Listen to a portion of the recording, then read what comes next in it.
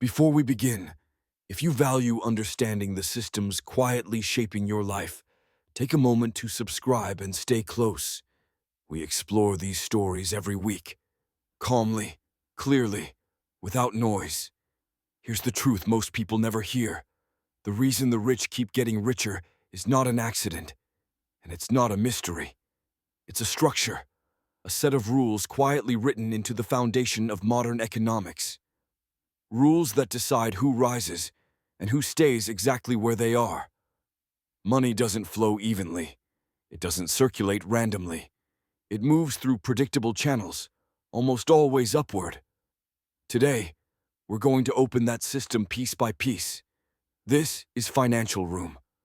Most people think of wealth as money, salary, savings, what's in your bank account. But that isn't wealth, not in the modern world. Wealth is ownership. Ownership of things that grow faster than the cost of living. Stocks, real estate, businesses, intellectual property, equity of any kind. If you own these things, the system works with you. If you don't, the system works on you. And that's why the gap keeps growing. Because over time, the economy rewards ownership and increasingly punishes labor. To understand how this happened, we need to look at how the system changed. Let's rewind about 50 years. In the late 1970s and early 80s, inflation was high, interest rates were sky high, and wages actually had power. If you worked a stable job, you could buy a home, support a family, and slowly rise. But then, governments and central banks around the world began reshaping the financial system.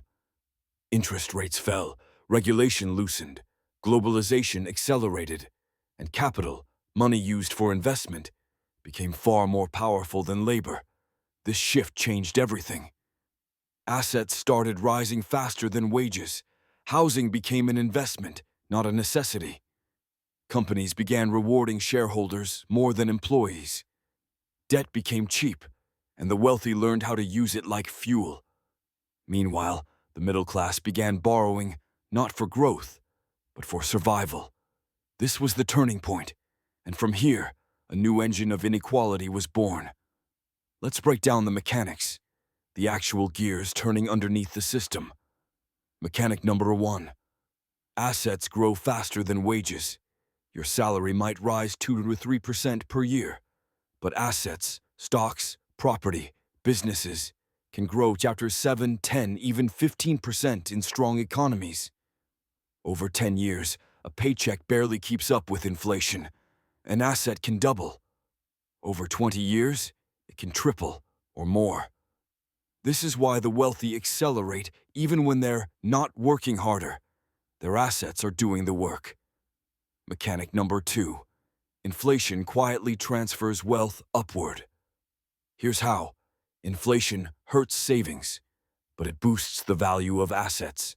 If you own nothing, inflation steals from you. If you own something, inflation feeds you.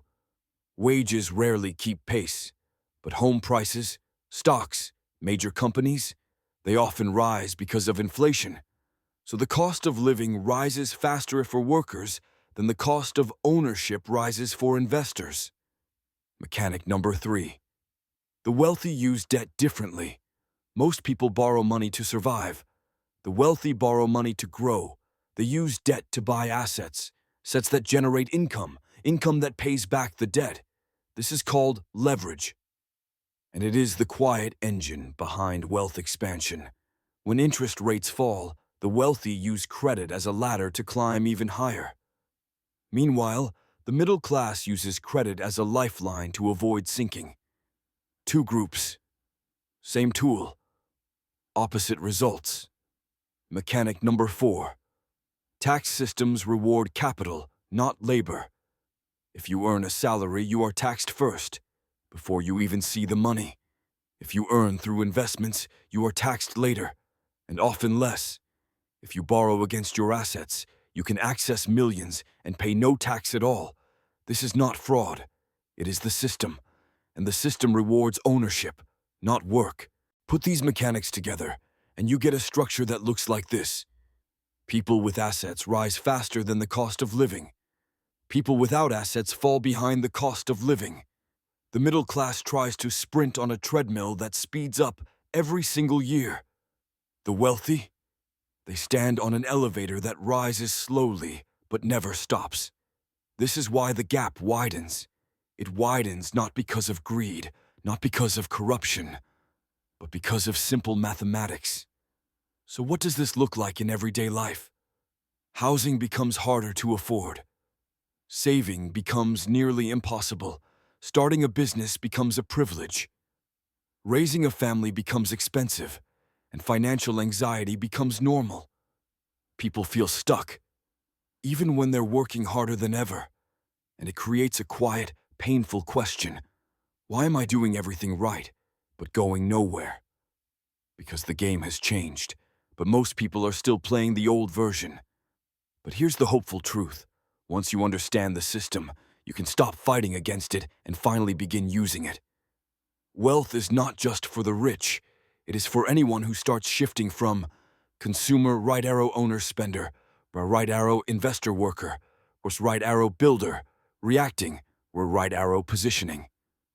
Tiny moves, made consistently, create escape velocity. Because the system is powerful, but so are you once you see its blueprint.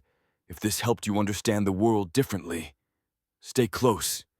We have much more to uncover. Welcome to Financial Room.